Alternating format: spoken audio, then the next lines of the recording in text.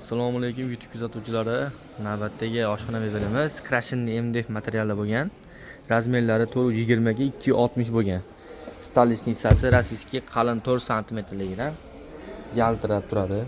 Blesk berib turadi. Bellarga grand kafelari bosilgan. Tagida LED chiroqlari qo'yilgan. Rабочий zona yorug' bo'lish uchun ishlashga yaxshi sharoit bo'lish uchun yorug'lik qilingan. Bellarga mana moykalar joylangan. Simistitillari, bu yerda mana gel idishlari, bu yerda sushulkalari, idishni bu yerga qo'yib qo'ysa bo'laveradi. Tepada mana sushulkalari ham bor.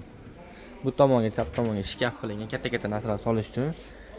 Bu yerda mana svet yoqib o'tirish uchun включательlari bor. Vitishga gazlari o'rnatilgan. Tortmalarga qo'shtirolgan idishlar qilingan. Bu yerga xolodilnikga joy qilingan.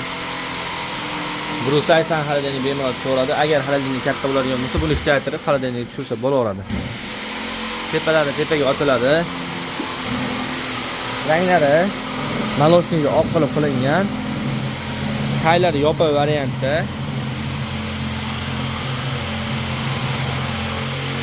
Buni necha pul deganlarga buni metrini 3 million 400 ming so'mdan chiqarib beramiz.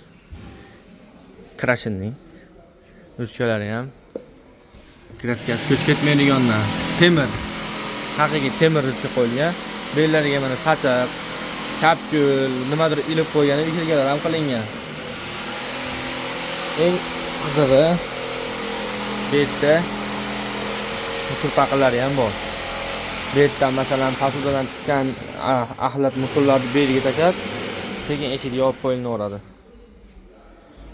Bu yerga ham katta-katta narsa solib ishlatsa bo'laveradi. Buni paganometr 3400 ming so'mdan chiqarib beramiz. Xohlasalar shu variantda akrildan, xohlasalar laminatdan.